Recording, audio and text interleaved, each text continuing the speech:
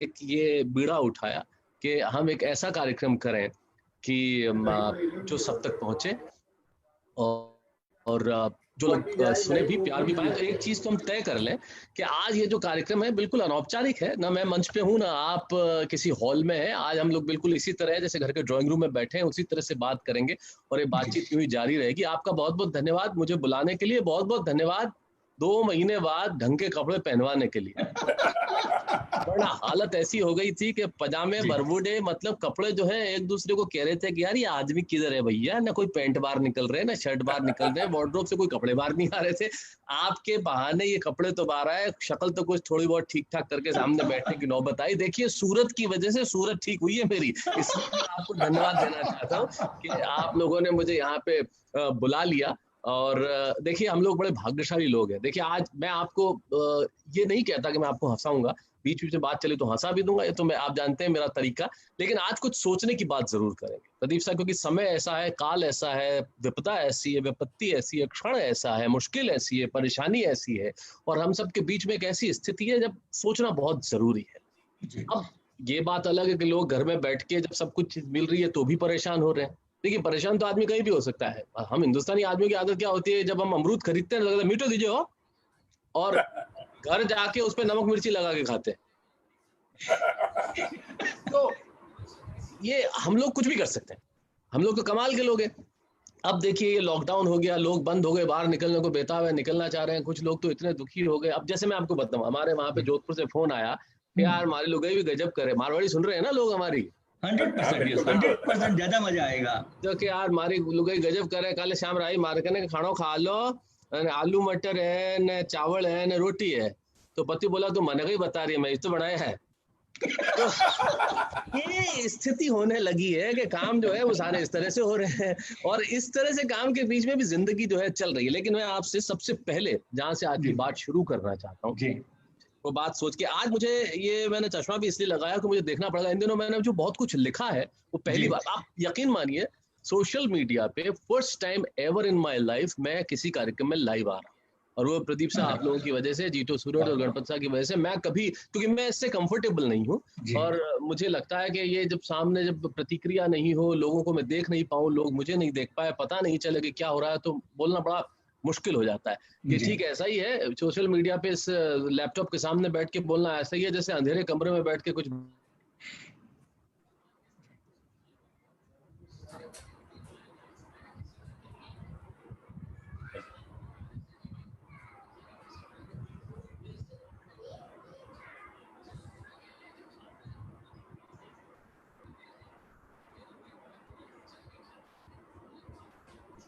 Hello, ये जाम हो गया लगता है। शैलेश का दर्शकों बिल्कुल एकदम ये कार्यक्रम लाइव चालू है, आप बने रहिएगा। और आ गया। जी जी जी जी तो मेरी आवाज आ रही है आपको? हाँ जी जी, अब आ रही है। बिल्कुल। कहाँ तक, पहले कहाँ नहीं आई थी मुझे नहीं मालूम। समझिए कि 1 मिनट का नहीं आया, बाकी सब ठीक है, आप कंटिन्यू करो, आराम से कंटिन्यू। तो मैं वहां से शुरुआत करना चाहता हूँ। देखिए बहुत सारे मेरे परेशान मित्र मुझे फोन कर रहे हैं कि बेहद परेशान हो गए, उन्हें बड़ी दिक्कत है, वो बाहर नहीं निकल पा रहे, कुछ कर नहीं पा रहे। मैं पहली 4 पंक्तियां उन तमाम लोगों के नाम करता हूँ जो घरों में बैठे हैं, आप भी, मैं भी, हम सब लोग भी, और परेशान हो रहे हैं। जो लोग परेशान हो रहे हैं उनके लिए मेरा एक संदेश है, मैं बातचीत वहां से शुरू करना चाहता हूँ। मैं उनको ये कहूंगा कि मैंने मेरे मित्रों कहा कि आपका गुस्सा वाजिब है। देखिए हमें ईश्वर को धन्यवाद देना चाहिए। आपने आज के कार्यक्रम की शुरुआत नमोकार महामंत्र के पाठ से शुरू की, मैंने माँ सरस्वती की वंदना से की। ईश्वर की आराधना सबसे जरूरी है, उसी पर विश्वास है हमारा, उसी पे आशा है। लेकिन हम सब लोग जो घरों में बैठे हैं और परेशान है, तब मैं कहता हूँ कि आपका गुस्सा वाजिब है। जो भी घरों में है आपका गुस्सा वाजिब है, पर ये तो सोचो कि आप इस वक्त अपने घर में हैं। आपका गुस्सा वाजिब है कि आप परेशान हैं, लेकिन ये तो सोचो कि आप इस वक्त अपने घर में हैं। उनका क्या जिनके पास छती नहीं। आपका गुस्सा वाजिब है, लेकिन ये तो सोचो कि आप अपने घर में हैं। उनका क्या जिनके पास छत ही नहीं। अरे आपके पास परिवार तो है, उनका क्या जिनके पास रिश्तों की दौलत ही नहीं। आपके पास परिवार है, परिवार तो है, उनका क्या जिनके पास रिश्तों की दौलत नहीं। आपके पास भड़ास निकालने को मेरे जैसे दोस्त तो हैं, उनका क्या जिनके पास कोई आता जाता नहीं। आपके पास भड़ास निकालने को मेरे जैसे दोस्त तो हैं, उनका क्या जिनके पास कोई आता जाता नहीं।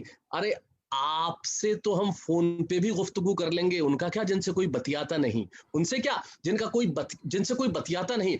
अरे वो मजदूर जो छाले भरे पांवों से गांव की ओर चल पड़ा, क्या उसकी मुसीबत, क्या हमारी मुसीबत उसके दर्द से बड़ी है? वो मजदूर जो छाले भरे पांवों से गांव की ओर चल पड़ा, क्या हमारी मुसीबत उसके दर्द से बड़ी है? अरे उन पुलिस वालों, चिकित्सकों, सफाई कर्मचारियों के परिवार नहीं है क्या जिनकी बदौलत आज ये दुनिया खड़ी है? क्या इन पुलिस कर्मचारियों, सफाई कर्मियों और चिकित्सकों के परिवार नहीं है क्या जिनकी बदौलत ये दुनिया खड़ी है? हमें तो खुश होना चाहिए कि हम अपने परिवारों के साथ हैं। उनका क्या जो दुनिया में अनाथ है। हमारा दर्द तो दर्द ही नहीं है मेरे दोस्त, परीक्षा और संयम की एक घड़ी है जो पलक झपकते ही बीत जाएगी। ये भारत की जनता है मित्र, हर मुसीबत से जीत जाएगी, हर मुसीबत से जीत जाएगी। तो ये जो जज्बा जो है वो हमें बरकरार रहना चाहिए। लेकिन हमें कि निकल पड़ते हैं, हम घरों से निकलने को बेताब। आप एक, मैं कविता सुनाना चाहता हूँ जो, अब देखिए ये भी आप कहेंगे इसमें मुस्कुराहट है, लेकिन आज मैं संदेश देने वाली भी कुछ बात करना चाहता हूँ। जितने लोग जैसे आपके जैसे मेरे मित्र हैं जो इतना काम कर रहे हैं समाज के लिए, कहीं खाना जो है वंचितों को पहुंचा रहे हैं, कहीं कपड़े पहुंचा रहे हैं, कहीं और कुछ साधन पहुंचा रहे हैं, और यही इस वक्त जरूरी है। इस पूरी दुनिया के अंदर कोरोना काल की विपदा को जितना याद किया जाएगा, उतनी इस सेवा को भी याद किया जाएगा जो आप लोग कर रहे हैं और जो सारे लोग कर रहे हैं। वो बेहद जरूरी। एक छोटी सी कहानी सुनाता हूँ। एक बुढ़िया थी जो एक मंदिर के पास बैठती थी, उसके पास कुछ नहीं होता था, एक झोला होता था सिर्फ, और एक लड़का वहां आके देखता था, उसके झोले में बहुत बड़ा कीमती हीरा था इस बुढ़िया के पास। बुढ़िया एकदम पुरानी, मतलब जो बुजुर्ग थी और गरीब थी, उनके पास और कुछ नहीं था। लड़का रोज आता, और वो बुढ़िया ने कहा, तुम रोज आते हो, मेरे पास क्या चाहिए? कि वो आपके उसमें जो झोले के अंदर ये जो है ना, ये जो बड़ा सा पत्थर, ये मुझे दे दीजिए। बुढ़िया ने एक सेकंड भी नहीं सोचा, वो जो बुजुर्ग महिला थी उन्होंने एक सेकंड भी नहीं, एक क्षण को नहीं सोचा, और वो दे दिया उसे। वो हीरा जो था दे दिया, जो पता नहीं करोड़ों अरबों कितने रुपए का था। चला गया। वो लड़का दूसरे दिन आया और बोले, मुझे आपसे एक और चीज चाहिए। तो बुजुर्ग महिला कहने लगी, तुम मेरे पास क्या लेना है? मेरे पास एक वो चीज थी, वो तुमको दे दी मैंने, तुम्हें और क्या चाहिए? मेरे पास कुछ और है ही नहीं, सिर्फ एक ही चीज थी, वो दे दी। तो उस लड़के ने कहा कि आपने बिना सोचे समझे अपने जिंदगी भर की पूंजी, जिंदगी भर की चीज, जिंदगी भर की दौलत एक झटके में मुझे दे दी। मुझे वो भाव चाहिए जिस भाव से आदमी इस तरह से देता है। वाह क्या बात। जो भाव है ना, इस भाव से देने वाले लोग बहुत मुश्किल से मिलते हैं, और वो देने वाला चाहिए। और हम लोग जो मिलके समाज के लिए कर रहे हैं, और यकीन मानिए ये जो हम दे रहे हैं वो अपने पे एहसान नहीं कर रहे, अब उन पे किसी पे एहसान नहीं कर रहे, ये हम पे एहसान कर रहे हैं कि ईश्वर ने हमें ये मौका दिया। तब मैं आपको एक पंक्ति सुनाना चाहता हूं जो आप तमाम लोग कर रहे हैं, आप जो सेवा के प्रकल्प चला रहे हैं, प्रदीप जी, आप जैसे मित्र बॉम्बे में, जीटो में मेरे बहुत सारे ऐसे मित्र हैं जो इतना बड़ा काम कर रहे हैं, आप वहां पे काम कर रहे हैं। तब मैं ये सुनाना चाहता हूं आपको, और ये इस भाव से अगर हम देखें चीजों को तो हमारे चीजें देखने का नजरिया ही बदल जाएगा। तब मैं ये कहना चाहता हूं कि पानी का मोल क्या है, प्यास से पूछिए। जो हम लोग आज सेवा करना चाहते हैं, जो कर रहे हैं और जो नहीं कर रहे हैं, उनको प्रेरित करने के लिए कहता हूं कि पानी का मोल क्या है, प्यास से पूछिए। हवा की कीमत क्या है, श्वास से पूछिए। पानी का मोल क्या है, प्यास से पूछिए। हवा की कीमत क्या है, श्वास से पूछिए। पूछिए पिंजरे में बंद पंछी से कि मोल परवाज का क्या है। पूछिए उड़ान, पूछिए पिंजरे में बंद पंछी से कि मोल परवाज का क्या है। जिनके होठ सिले हों वो बताएंगे कि महत्व आवाज का क्या है। बहुत बढ़िया। पानी का मोल क्या है, प्यास से पूछिए। पानी का मोल क्या है, प्यास से पूछिए। हवा की कीमत क्या है, श्वास से पूछिए। पूछिए पिंजरे में बंद पंछी से कि मोल परवाज का क्या है। जिनके होठ सिले हो वो बताएंगे कि महत्व आवाज का क्या है। कमी छाया की मरुथल को सताती है और भूख ही रोटी की कीमत बताती है। कमी छाया की मरुथल को सताती है और भूख ही रोटी की कीमत बताती है। अतः उपकृत वो नहीं है जो ले रहा है, उपकृत वो नहीं है जो ले रहा है, भाग्यशाली तो वो है जो दे रहा है। उपकृत वो नहीं है जो ले रहा है, भाग्यशाली तो वो है जो दे रहा है। आभार ईश्वर का कि सेवा के प्रकल्प में नाम तो आ सका और इस संकट में मैं कुछ काम तो आ सका, और ये हम कर रहे हैं ईश्वर को प्रणाम के लिए, न प्रचार के लिए न किसी नाम के लिए, न प्रचार के लिए न प्रचार के लिए न किसी नाम। लॉकडाउन की सबसे बेहतरीन कविता। लॉकडाउन अवधि में अभी 2 महीने में जो ये मजदूरों का और उनका जो दर्द है इन पंक्तियों में समाया हुआ, वाकई में लाजवाब। गणपत जी आप यही दौर चल गया प्रदीप जी, अगर हो तो मैं इसी दौर पे इसी मूड पे आगे बढ़ूं थोड़ा सा। निश्चित रूप से मैं बीच में जस्ट 1 मिनट ये कहना चाहूंगा शैलेश साहब जी जी, लोगों ने आज तक आपको एक कवि, स्पेशली हास्य कवि, हास्य कलाकार, हर समय लाइट मस्ती के मूड में रहने वाला कलाकार को देखा, लेकिन मैं प्रदीप सिंह जी पर्सनली, चूंकि आपका दोस्त हूं तो क्लोजली जानता हूं जी, बिल्कुल जानता कि भगवान ने जो सेंटिमेंट्स आपको दिए ना, अच्छे मैंने न जाने कितने कलाकारों को देखा, क्योंकि मैं पब्लिक प्लेटफॉर्म पे भी हूं, लेकिन आपका जैसा सोने का हृदय और ऐसी भावना है, इतनी करुणा मैंने शायद लोगों में नहीं देखी, वो जो मैंने आप में देखी है। मैं निश्चित रूप से ये चाहूंगा, तहे दिल से चाहूंगा कि आज जो आपके दिल में जिस तरह की चीजें हैं, जो मतलब अच्छी चीजें, तो फिर आज प्रदीप जी, आप वो हंसने हंसाने वाले शैलेश को भूल जाइए, आज सिर्फ ये सुनिए जो मैं दिल से, जो इन दिनों में मेरे आया हूँ, मैं तमाम चीजें सुना रहा हूँ, और मुझे खुशी है कि आप लोगों को सबसे पहले सुना रहा हूँ मैं। तब एक चित्र मैंने पिछले दिनों देखा, इतना छोटा सा बच्चा साहब, इतना छोटा सा बच्चा जी, जो उसके पास किसी सवाल का मतलब, और वो पिताजी उसके दोनों सड़क पे चले जा रहे हैं, अंतहीन रास्ता, पता ही नहीं है, निकल पड़े। तब एक बहुत छोटी सी साइकोलॉजी जो होती है, मनोविज्ञान जो बच्चों का होता है, उसको देख के एक बहुत छोटी सी कविता मैंने लिखी, उस चित्र को देख के। इतना छोटा बच्चा जिसकी उंगलियां भी पूरी तरह से पिता के हाथ में नहीं आती हो, उसको लेके जा रहे हो। तब लिखा मैंने कि पापा धरती से चांद कितना दूर है, पापा ने तुरंत बताया। पापा धरती से चांद कितना दूर है, पापा ने तुरंत बताया। पापा गुणा कैसे होता है, पापा ने तुरंत सिखाया। पापा धरती से चांद कितना दूर है, पापा ने तुरंत बताया। पापा गुणा कैसे होता है, पापा ने तुरंत सिखाया। पापा कपड़े चाहिए, पापा ने सिलवाए। पापा बेड टूट गया है, पापा लेकर आए। पापा धरती से चांद कितने, एक बच्चा जो उंगली पकड़ के जा रहा है, मुझे जब भी मैंने दृश्य देखा कि उसके जो उनके आंखों में अब थकन भी समाप्त हो चुकी है, कुछ बचा ही नहीं है, एकदम भावहीन आंखें जब हो गई हो सड़क पे चलते हुए, तब मुझे लगा कि क्या है ये, कि पापा धरती से चांद कितना दूर है, पापा ने तुरंत बताया। पापा गुणा कैसे होता है, पापा ने तुरंत सिखाया। पापा कपड़े चाहिए, पापा ने सिलवाया। पापा बेड टूट गया है, पापा लेकर आए। पापा पहाड़ याद नहीं है, पापा ने उसी वक्त रटवाए। जब भी जो चाहिए था लाकर दिया, पापा ने हर प्रश्न का उत्तर दिया। इतनी सारी बातें हैं जिनका कोई हिसाब नहीं। आज हम पूछ रहे हैं पापा घर कब पहुंचेंगे। आज पहली बार पापा के पास कोई जवाब नहीं। क्या बात, बहुत। ये जब स्थितियां आती हैं तब सचमुच मन कारुणिक हो जाता है, जो दृश्य देखने को मिलते हैं। देखिए, ये जो बीमारी की भयावहता है वो तो अपने स्थान पे है ही, ये तो ईश्वर प्रदत्त है, जो इंसान के हाथ में है ही नहीं, अनकंट्रोलेबल फैक्टर है। लेकिन जो चीजें हम कर सकते हैं, जो हमारे हाथ में है, हम वो तो करें, वो बेहद आवश्यक है। किसी एक कवि की पंक्ति मुझे याद आती है, उन्होंने बहुत अच्छा ये कहा है कि आदमी बन जो धरा का भार कंधों पर उठाए। आदमी बन जो धरा का भार कंधों पर उठाए, बांट दे जग को न अमृत बूंद अधरों पर लगाए।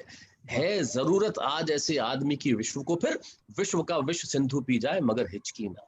क्या बात, ये बेहद आवश्यक है कि हम समाज के लिए करें, अपने लिए करें। देखिए, हम देश के लिए करें, ये बहुत आवश्यक है। देखिए, आप और मैं जो घर में बैठे हैं ना, ये भी देश के लिए बहुत जरूरी है। सूरत से ये चित्र मेरे पास आया था। पिछले दिनों मैं 2 प्रमुख अखबारों के लिए कविताएं लिख रहा था रोज। तो राजस्थान पत्रिका, जो जिससे आप जुड़े हुए हैं गणपत साहब, उनके लिए भी लिखा, दैनिक भास्कर के लिए लिखा, राजस्थान पत्रिका के लिए लिखा। तो राजस्थान पत्रिका से एक बहुत खूबसूरत चित्र सूरत से आया मेरे पास। मैं कोशिश करता हूँ कि वो चित्र अगर मैं आपको दिखा सकूं तो मैं दिखाऊं। और फिर उस चित्र पे मैंने एक चीज लिखी जो बेहद जरूरी था। मैंने जो लिखा उस पे, वो मैं आपको दिखाना चाहता हूँ। ये चित्र जो है वो कोशिश करता हूँ कि आपको दिखाई दे। बिल्कुल, आज बदले हुए शैलेश जी को देख रहे हैं, बदले हुए शैलेश जी को। मैं सोचता हूँ कि ये बदलाव जो है आप लोगों को अच्छा लगे, आप लोगों को पसंद आए, बस यही मैं चाहता हूँ। मैं ढूंढ रहा हूँ, कोशिश कर रहा हूँ उस चित्र को ढूंढने की, कि वो चित्र आप मिल जाए मुझे। जो सूरत के जो फोटोग्राफर हैं, उन्होंने ये जो चित्र है, राजस्थान पत्रिका के मुकेश त्रिवेदी जी, मैं नाम उनका भूल गया हूँ, अगर आपको नाम जी। तो ये जो चित्र है वो उन्हीं ने भेजा था और पत्रिका से मेरे पास आया। तो फिर मैंने इस चित्र पे ये लिखी कविता। तो मुझे लगा ये चित्र मुझे मिल गया है। अगर आपको ये दिखाई दे रहा हो तो ये सूरत से आया था। ये 2 बिल्कुल दिखाई दे रहा है। बिल्कुल साफ दिखाई दे रहा है। सूरत से आए ये 2 पंछी हैं जो ऐसी जगहों पे अपने घोंसले, जहाँ इन्होंने ये जो भी ब्रिज है उसके अंदर अपने यहाँ घोंसले बना लिए इन जो है, और इसमें जाके बैठ गए। ये भी चुपचाप बैठे हुए हैं। तब मुझे लगा मुझे कुछ लिखना पड़ा। तब मैंने इन पंछियों की ओर से एक संदेश लिखा जो आप लोगों को तक कविता के रूप में पहुंचाना चाहता हूँ, और बेहद सामान्य अंदाज में देखें, शायद आपको पसंद आए। बहुत ये लिखा कि मानते हैं हम सब चाहते हैं स्वच्छंद होना, ये पंछी बोल रहे हैं, मानते हैं सब चाहते हैं स्वच्छंद होना, कौन चाहता है बंद होना, मानते हैं हम। ये पंछियों की तरफ से संदेश है। ये जो लोग सड़कों पे अभी भी निकल पड़ते हैं और जिनको घर में डालने के लिए पुलिस को मशक्कत करनी पड़ती है, तब मैं कहता हूँ कि मानते हैं हम सब चाहते हैं स्वच्छंद होना, कौन चाहता है घरों में बंद होना। जीवन में सबको प्रगति चाहिए, हर कदम को गति चाहिए, जहां जो है जमना नहीं चाहता, इंसान कभी थमना नहीं चाहता। जानते हैं, मानते हैं हम चाहते हैं सभी स्वच्छंद होना, कौन चाहता है घरों में बंद होना। जीवन में सबको प्रगति चाहिए, हर कदम को गति चाहिए, जहां जो है जमना नहीं चाहता, इंसान कभी थमना नहीं चाहता। दिल न धड़के कौन चाहता है, दिल न धड़के कौन चाहता है, खामोश सड़के कौन चाहता है, कोई रोक नहीं है ये मुनादी चाहिए। हम जानते हैं सबको आजादी चाहिए, पर जब विपदा हो ना तब घड़ी की सुइयां भी झुकती है, जब बहाव प्रलय बन जाए तब नदियां भी रुकती है। अरे आप तो इंसान हैं, आप कहां इस सत्य से अनजान है। आज हम पंछी आपके हाथ जोड़ते हैं, क्यों आप लोग नियम तोड़ते हैं। आज हम पंछी हाथ जोड़ते हैं, क्यों आप लोग नियम तोड़ते हैं। सीखे हम पंछियों से कि सदा की तरह हम उल्लास में नहीं है, पर है हमारे, पर आज हम आकाश में नहीं है। सीखे कि सदा की तरह हम उल्लास में नहीं है, पर है हमारे, पर हम आकाश में नहीं है। हम तोड़ सकते हैं, हम तो उड़ सकते हैं, पर बैठे हैं अपने ठिकानों पर। हम तो उड़ सकते हैं पर बैठे अपने ठिकानों पर। रोक लगा ली हमी ने अपनी उड़ानों पर, रोक लगा ली हमी ने अपनी उड़ानों पर। सीखो हमसे, जब सब ठीक होगा तब आसमान बाहें फैलाएगा, हमें खुद बुलाएगा। अभी भीषण हालात है, बस कुछ दिनों की बात है, फिर तुम भी निकल आना घरों से, हम भी उड़ते नजर आएंगे। दाने रखना अपनी छतों पर, हम खाने जरूर आएंगे। क्या बात है, क्या बात है, क्या बात है। खाने जरूर, ये भाव रहना चाहिए। देखिए मैं इतना अनौपचारिक हूँ आज सब लोगों के बीच में, कार्यक्रम करते करते मैं खुद भी काढ़ा पी रहा हूँ। ये मतलब पीड़ा, जो पीड़ा है उनको शब्द दे दिया आपने। ये आज कभी कभी मैं देखता हूँ कि एक ट्रॉली खींच रही हुई महिला, उसके ऊपर बच्चा है जो ऊँग रहा है और महिला वो खींच रही है, और एक 13-14 साल की एक लड़की है जो अपने पापा को जो साइकिल पे बिठा के जा रही है, और वो राष्ट्रपति ट्रंप की पुत्री भी उसका जिक्र करती है। आज उन पीड़ाओं को आपने शब्द दे दिए। सही बात। मैं उस पीड़ा को आगे बढ़ाता हूँ, अगर आप लोगों की इजाजत हो तो। प्लीज मैं आप लोगों की इजाजत, देखिए आप हम हंसते हंसाते तो रोज हैं, लेकिन क्या हम उन लोगों का दर्द महसूस कर सकते हैं जो अभी इस वक्त सड़कों पे है, या जिनके पास कुछ नहीं है, जिनके पास छत नहीं है, जिनके पास दाने नहीं है, जिनके घर में चूल्हों में आग नहीं है, जिनके पास ये पता नहीं है कि शाम को रोटी मिलेगी या नहीं मिलेगी, जिन्हें घर जाने को, जिन्हें रास्ते नहीं मिल रहे।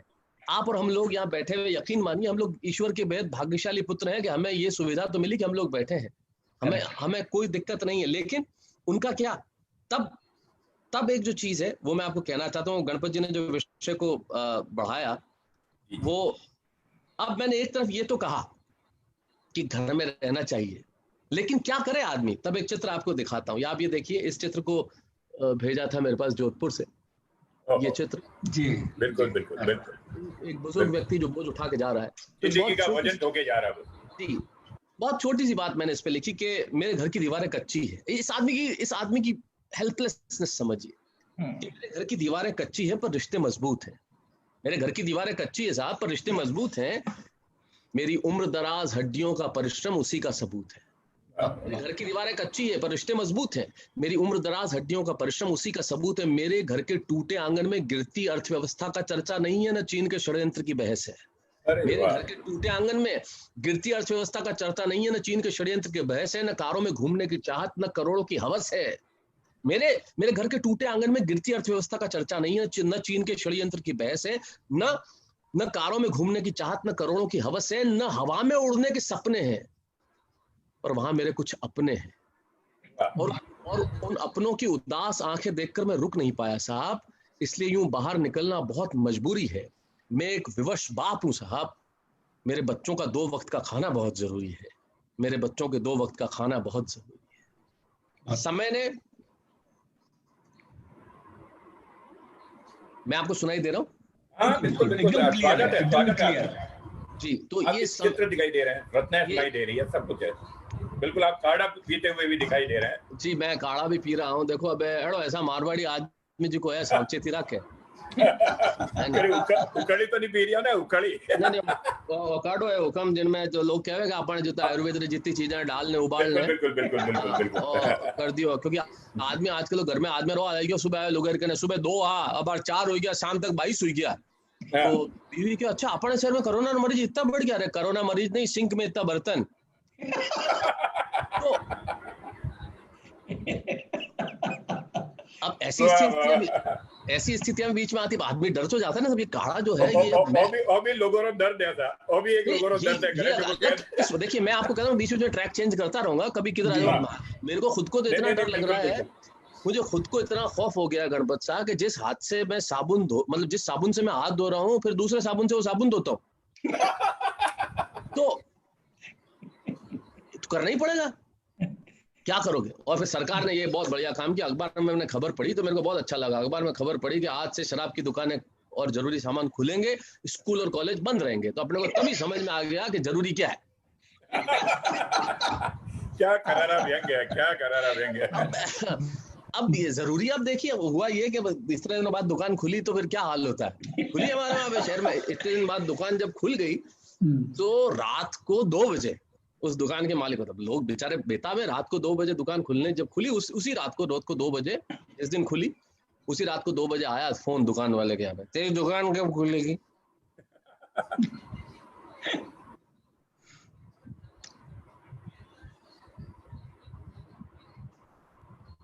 जी शैलेश साहब आपका सिस्टम वापस चेक करना है, शायद जाम हो गया है।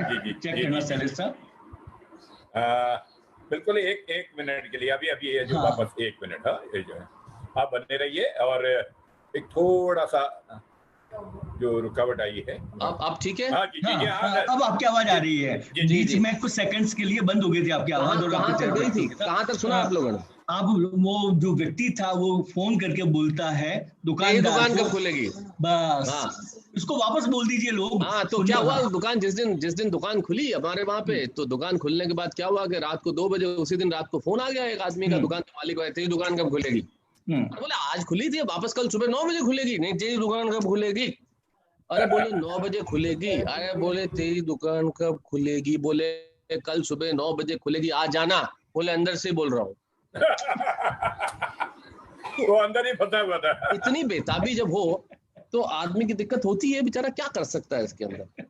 अब क्योंकि देखिए हमारे आदमी जो है बचने के तरीके जानता है कि कैसे बचा जाए, उसको पता है। अभी तो अब लॉकडाउन हो गया, अब क्या हुआ मारवाड़ के अंदर एक बार हमारे एक आदमी, हमारे दोस्त सब मित्र ऐसे ही होते हैं, एक मित्र को एक आदमी मिल गया कि साहब 5 रुपया दो नहीं खानो खाऊला, मन 5 रुपया दे दो खानो खाऊला। वो क्या मैं थन 100 रुपया दूला, वो बता दे 5 रुपया मिले कटे।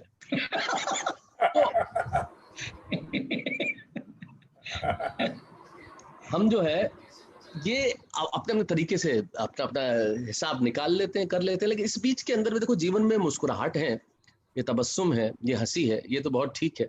लेकिन जो सड़कों पे दर्द पसरा है उसकी अपनी एक जगह है। इसलिए आप लोग बीच बीच में मुझे बताते भी रहना, कोई फरमाइश हो तो वो भी करते रहना। अगर शैलेश सर 2 मिनट के लिए मैं आता हूँ, जस्ट 2 मिनट के लिए मैं आता हूँ जी। शैलेश सर 17 मई को मैं जानबूझ के वापस याद कर रहा हूँ, 17 मई 4 बजे जी, सैकड़ों लोग आपको सुनने के लिए बेताब थे। और इस कदर बेताब थे, literally I tell you, believe my words, जैसे ऑक्सीजन के लिए एक पेशेंट बेताब होता वैसे थे। जी जी। मैंने उस समय दिल में एक ही बात कही थी जी, और आज उसमें रिपीट कर रहा हूँ कि we will bounce back.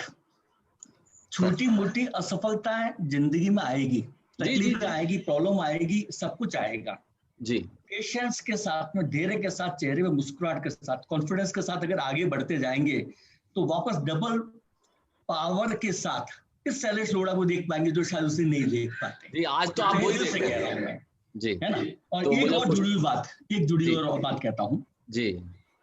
Shailesh साहब, हुक्म। आपका मेरा गणपत सबका जो भूतकाल है वो लोअर मीडियम कैटेगरी फैमिली से आप और हम सब आए हैं। यानी 25-26 तारीख होते होते तनख्वाह खत्म हो जाती थी। 100 एक चेंज करूंगा इसमें, एक छोटा सा चेंज करूंगा। हुक्म क्या मैं तो आज भी लोअर मीडियम ही हूँ, आप लोग पहुंच गए थे पहुंच गए। बस हमें फिर आप जैसा लोअर मीडियम मदद से चलेगा। तो सबसे बड़ी चीज क्या है जी जी, आज इस स्टेज पे भगवान के दया से अनुकंपा से अपन आ गए हैं, लेकिन आज अपने को इस हालात में, इस माहौल में उन अपने भाइयों के बारे में सोचना पड़ेगा। बिल्कुल सोचना धार्मिक भाइयों के लिए सोचना पड़ेगा जो बीपीएल कार्ड में नहीं है, जो किसी के सामने हाथ नहीं फैला सकते, जो भूखे हैं, उनके बच्चे भूखे हैं, बीवी भूखी है, कुछ भी नहीं घर में खाने के लिए, लेकिन वो किसके सामने रोए, वो किसको कहे? क्या शैलेश साहब, ये आपकी, मेरी, गणपत साहब की, हम सबके समाज की क्या ये जिम्मेदारी नहीं बनती कि कैसे भी करके उन भाइयों के लिए, सार्वजनिक भक्ति के लिए कुछ करें, और वो भी किस तरह से कि एक हाथ करे और दूसरे हाथ को समझ में नहीं आ रहा है। बस इन्हीं शब्दों के साथ शैलेश साहब वापस से मैं प्रदीप जी ने ये शुरुआत कर दी है। शैलेश साहब, प्रदीप जी ने ये शुरुआत कर दी है। जीतो के द्वारा साधार्मिक जो पोषण योजना है उसमें 11 लाख रुपए का प्रारंभिक अंश आपने दिया। और मैं आपको बता दूं, जीतो के जो 3 मेंबर बने हैं, 1.5 करोड़ JATF वाले के मेंबर, 1.5 करोड़ के 3 मेंबर एक ही परिवार से हैं जो प्रदीप जी सिंह के यहाँ से बने हैं। मैं आपको बता दूं। अच्छा, अभी एक बीच में इतनी बात करूं कि 17 तारीख का जो आयोजन, वो जूम की टेक्नोलॉजी फेल हो जाने के कारण से वो निरस्त हुआ था। मगर आपको बताऊं, तड़पन कितनी प्रदीप जी के, प्रदीप जी का नहीं, मेरा कमिटमेंट का सवाल है। और शैलेश जी तो खैर वो तैयार ही है, मगर ये कार्यक्रम होगा, ये वापस होगा। उन्होंने तिथि तय की 24 की, तो इन्होंने कहा 24 को कोई चर्च का है जो उस कारण से व्यवधान आ सकता है, तो वापस इन्होंने ये कमिटमेंट ही जीवन में सबसे बड़ी ये जो चीज है ना, ये जो प्रतिबद्धता है, ये जो है, ये जीवन की सबसे बड़ी ताकत है। ये भाव जो है ना, आदमी के सब चलता है वाला एटीट्यूड से निकल जाए।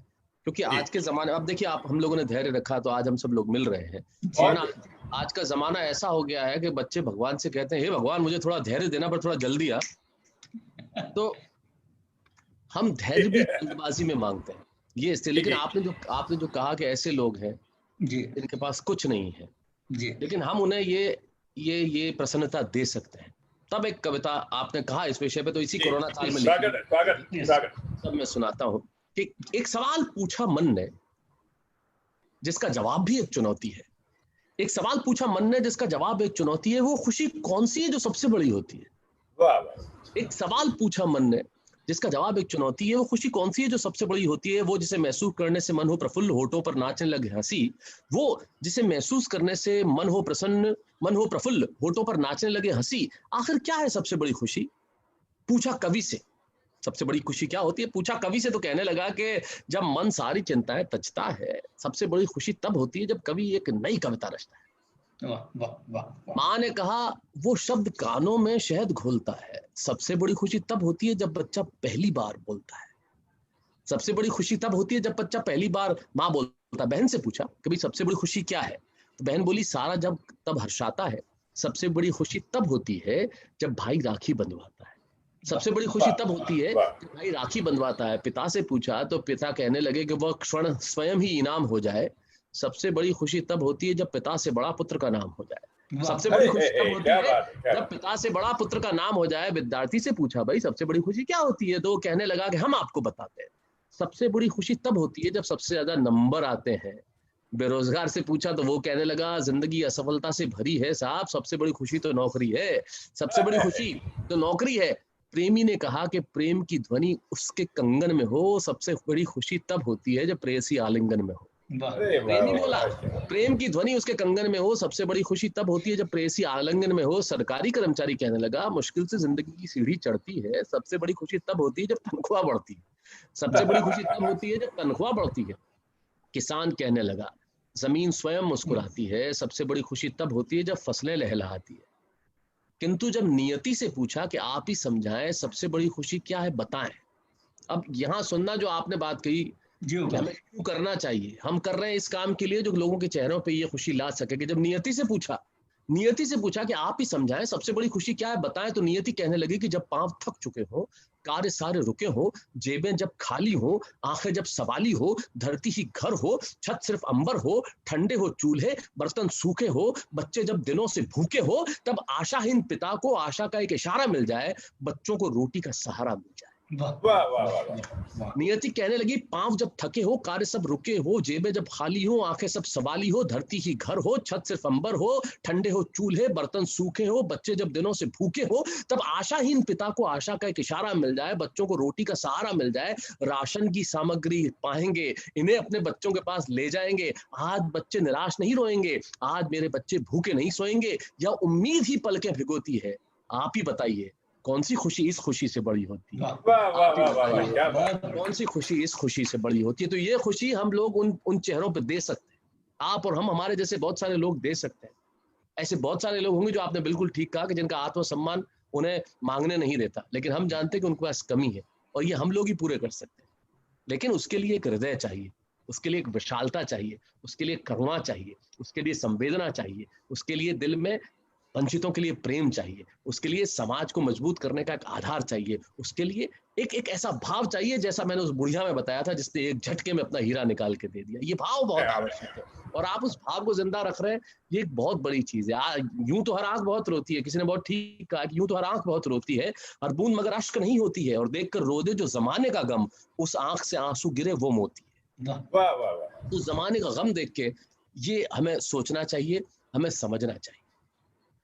ये बातचीत में ऐसे वक्त निकल रहा है कि पता ही नहीं चल रहा है साहब कि वक्त कितना हो गया। अभी शैलेश जी ने कहा ना कि मैं तो लोअर मीडियम से हूँ, अगर आप जैसे अगर लोअर मीडियम है तो अमेरिका आपसे ऋण मांगेगा भारत से, मैं आपको क्या दूंगा? हाँ तो अमेरिका रो कही है, अमेरिका तो मांग सके, आप मारवाड़ी आपण सोचा दिमाग नहीं देवा तो दवाइयां तो दी है ना अमेरिका ने, हाइड्रोक्सीक्लोरोक्विन तो हमने दी है ना भाई, हाइड्रोक्सीक्लोरोक्विन तो दी है, इसमें क्या हुआ? HCQ दी है ना, बिल्कुल। हाँ बिल्कुल, बिल्कुल HCQ बोलो गणपत सा, क्या बोलने में जल्दबाजी में बहुत लंबा नाम है, अपने गलत बदल निकल जाए तो अपने HCQ ठीक है उसके अंदर। तो मेरे पापा की फरमाइश है, मेरे पापा को आप जानते हैं, आनंद राशि सिंह। हाँ बिल्कुल जानता हूँ। उनकी फरमाइश है, he is of 88 years, mummy she is of 84 years. उनकी फरमाइश है कि एक मारवाड़ी बिना जुबान से शब्द बोले, इशारों में कैसे भाषा बोलता समझाता है, वो उनको, वो लाइव देख रहे हैं आपको, वो उनको सुनना है, क्योंकि उनकी फरमाइश चालू होगी, बोले भाषण बहुत दे दिया यार, मेरी फरमाइश तो सुना कम से कम। मैंने क्या कहा था, बिना बोले नहीं, उसमें मैंने कहा था बहुत कम बोल के, एक आध शब्द का प्रयोग कर। हाँ वो बहुत छोटे से शब्द का, मतलब जिसके लिए पूरे लंबे लंबे वाक्य बोलने की जरूरत नहीं है। मैं अक्सर कहता था भाई, ये मैं मंच पे कहता हूँ, आप लोगों ने सुना भी होगा, लेकिन मैं कहता था कि हमारा तरीका है, जो हम लोग बात करते हैं ना कि अब इसका क्या, मंच पे तो पूरी बॉडी लैंग्वेज होती है, माइक होता है तो उसका एक अलग संप्रेषण होता है, लेकिन फिर भी मैं देखता हूँ जैसे हम किसी को पूछते हैं भाई किसी ने खाना खा लिया, नहीं मैंने अभी खाना नहीं खाया और अभी मुझे भूख नहीं और खाऊंगा, या कोई अंग्रेजी में जवाब देगा I did not eat food, I will eat food now, और हमसे पूछो खाना खाया, ये जो किच है ना, इसमें कुछ कहने की जरूरत ही नहीं है, मतलब इशारों से आप काम कर लेते हैं। मैं कई बार लोगों को कहता हूँ कि मारवाड़ियों को बोलने की क्यों नहीं जरूरत होती है, क्योंकि मान लो किसी आदमी, मैंने किसी को कहा भाई तुम्हें एक आदमी को गुस्से में इस कमरे से बाहर निकाल, तुम क्या करोगे? बोले मैं कहूंगा बाहर निकल जाओ, मैं तुम्हारा चेहरा नहीं देखना चाहता। मैंने कहा और गुस्सा आएगा तब? तो मैं बोलूंगा I don't want to see your face, get out. Hindustan में आदमी को बहुत ज्यादा गुस्सा आता तो अंग्रेजी बोलने लगता, अंग्रेजी बोलता या 8:30 बजे के बाद, मतलब दो ही स्थितियों में बोलता है, अचानक बोलने लगता है अंग्रेजी रात को तो दो स्थितियों में बोलता है अंग्रेजी। तो जब ज्यादा गुस्सा आता है तो आदमी को बताने के लिए अंग्रेजी, हिंदुस्तान में हम देखा होगा एयरपोर्ट पे कोई भी आदमी अंग्रेजी में बात करेगा, the flight is not on time, bus stand पे कभी नहीं बोलेगा बस लेट है, हम कहाँ जाएंगे, बस तो अभी तक आई नहीं, और एयरपोर्ट पे बाय वेयर वी गो, आए नहीं आए पूरी बोलेगा। तो मैंने कभी गुस्सा आएगा, कमरे से बाहर निकला है तो क्या करोगे? बोले को मैं तुम्हारा चेहरा नहीं देखना चाहता, बाहर निकल जाओ। और गुस्सा आएगा तो I don't want to see your face, get out.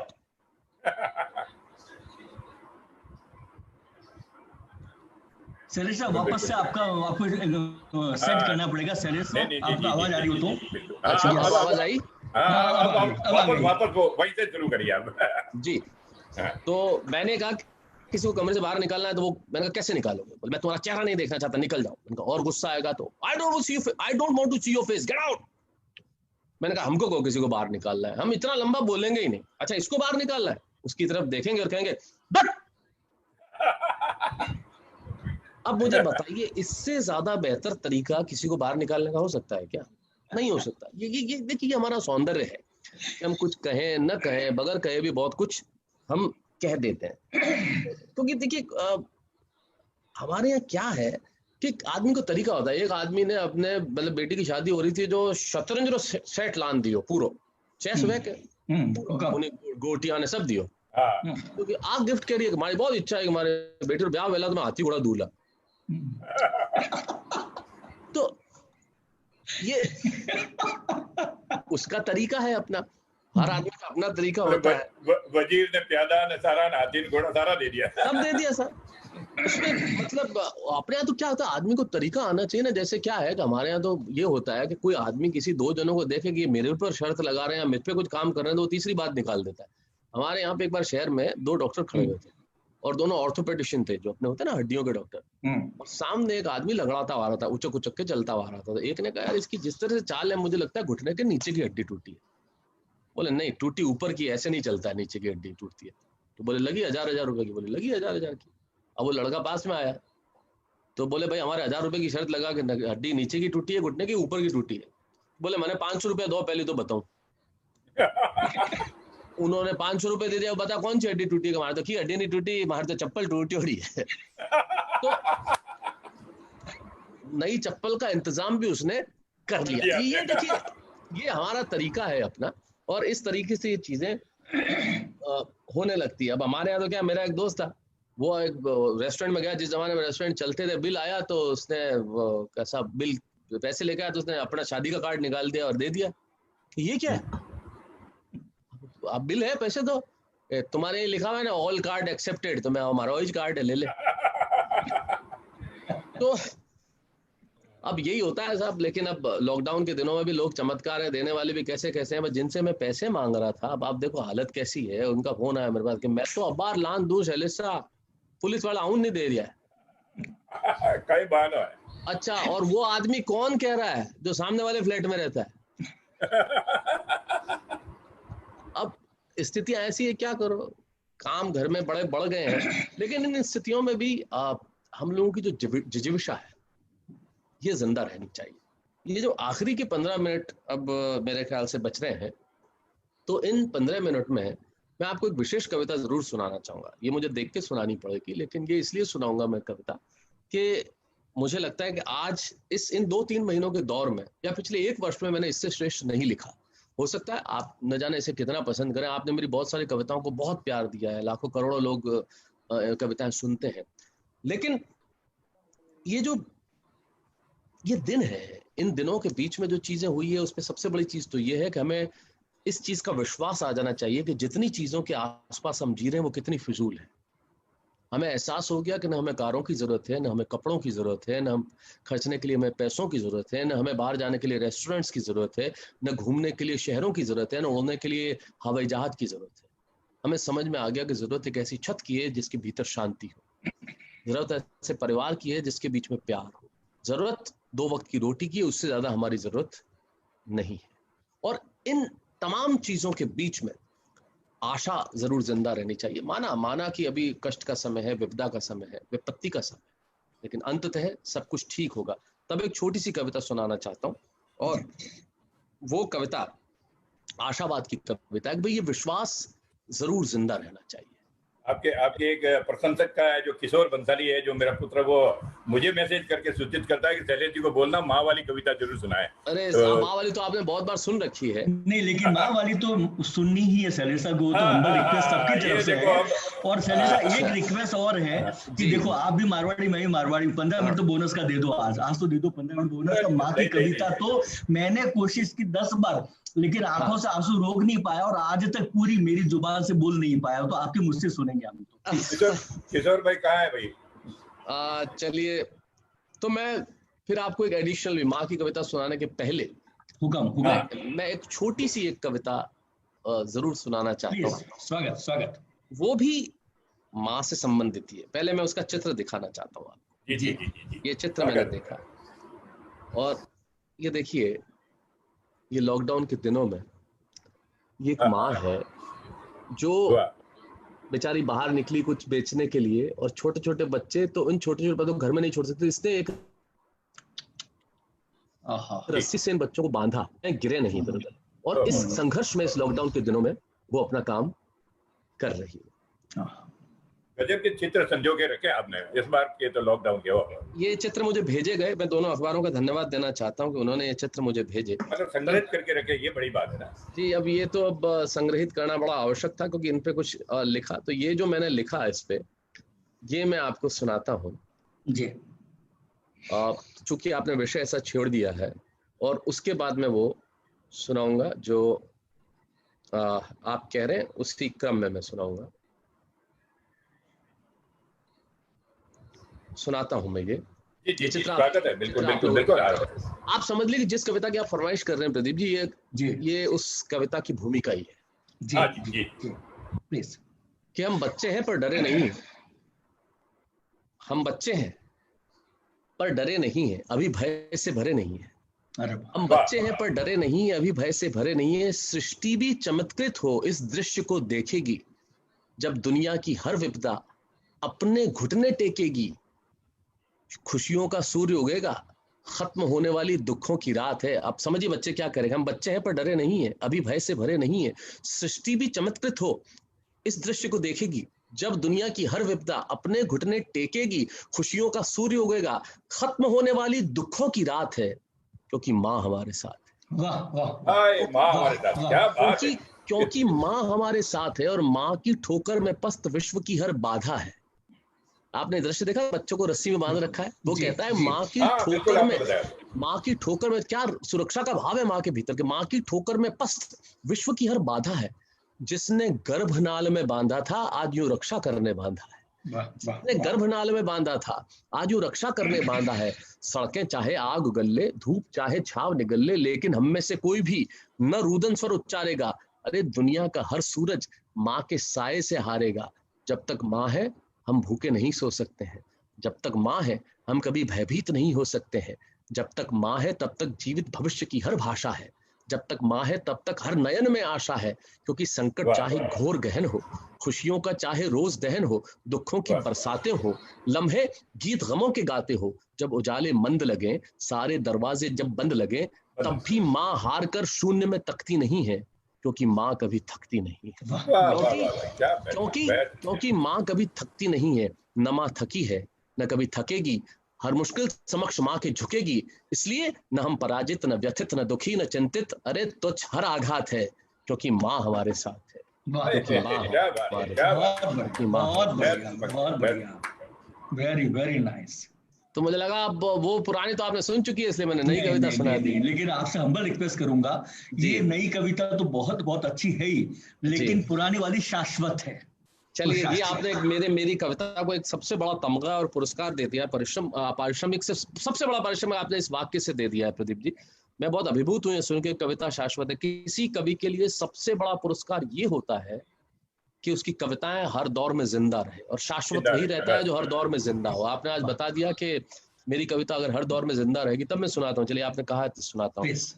युवा पीढ़ी याद रख रही है, इससे बड़ी बात क्या है। अगर छोटी छोटी एज के लड़के जो याद रखते हैं, बहुत उनका तो मैं बहुत ही ज्यादा मशहूर हूँ और बहुत बहुत ज्यादा आभारी हूँ युवा पीढ़ी का। तो आज से नहीं, उस जमाने से मतलब कितनी कविताएं रटी हुई हैं उनको, चाहे माँ हो, चाहे संस्कार हो, या मिस करते नहीं हो, या अनामिका हो, या इतनी सारी कविताएं हैं जो वो बेटियां हो, बहुत सारी कविताएं जो इतना सुनाते हैं मुझे। छोटी छोटी कविता जो मैं भूल गया, जो मेरे पहले दूसरे संकलनों में थी वो भूल गया, वो मुझे आके याद दिलाते हैं और सुनाते हैं।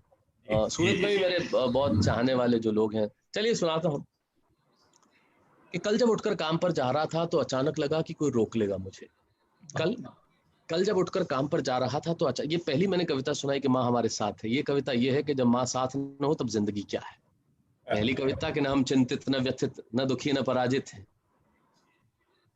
क्योंकि हर दुख पर आघात है, क्योंकि माँ हमारे साथ है। लेकिन जब साथ नहीं हो तो ये तब की कविता कि कल जब उठकर काम पर जा रहा था तो अचानक लगा कि कोई रोक लेगा मुझे और कहेगा खड़े खड़े दूध मत पी, हजम नहीं होगा। कल जब उठकर काम पर जा रहा था तो अचानक लगा कि कोई मुझे कहेगा खड़े खड़े दूध मत पी, हजम नहीं होगा, 2 घड़ी सांस ले ले, इतनी ठंड और कोट भूल गया, इसे भी अपने पास ले ले।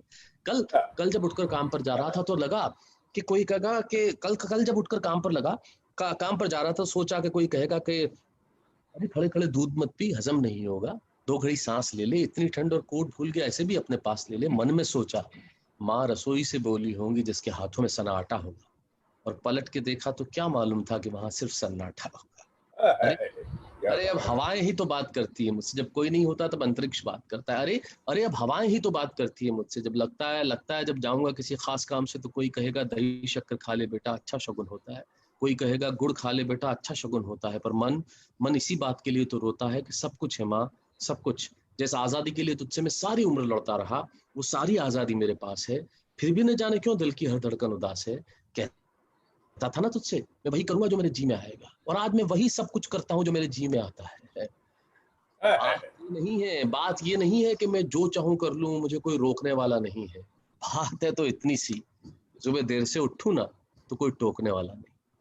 देखिए कितनी कीमत देनी पड़ती है कि बात है तो इतनी सी कि सुबह देर से उठूं ना तो कोई टोकने वाला नहीं है, रात को देर से लौटूं तो कौन नाराज होगा भला। आप ही के जीवन के दृश्य चुरा के आपको सौंपता हूँ कि रात को देर से लौटूं तो कौन नाराज होगा भला, कौन कहेगा बार बार कि अब कहाँ चला, दोस्तों के साथ घूमने पर उल्हाने कौन देगा, मेरे वो तमाम झूठे बहाने कौन देगा, कौन कहेगा कि इस उम्र में क्यों परेशान करता है, हाय राम ये लड़का क्यों नहीं सुधरता है, पैसे कहाँ खर्च हो जाते हैं तेरे क्यों नहीं बताता है, सारा दिन मुझे सताता है। आप ही के दृश्य, हम सबके दृश्य है। फिर आपको देर से लौटू तो कौन नाराज हुआ भला, कौन कहेगा बार बार कि अब कहाँ चला, दोस्तों के साथ घूमने पर उल्हाने कौन देगा, मेरे वो तमाम झूठे बहाने कौन देगा, कौन कहेगा कि इस उम्र में क्यों परेशान करता है, हाय राम ये लड़का क्यों नहीं सुधरता है, पैसे कहाँ खर्च हो जाते हैं तेरे क्यों नहीं बताता है, सारा दिन मुझे सताता है, रात को देर से आता है, खाना गर्म करने को जागती रहूं, खिलाने को तेरे पीछे भागती रहूं, बहाती रहूं आंसू तेरे लिए, कभी कुछ सोचा है मेरे लिए।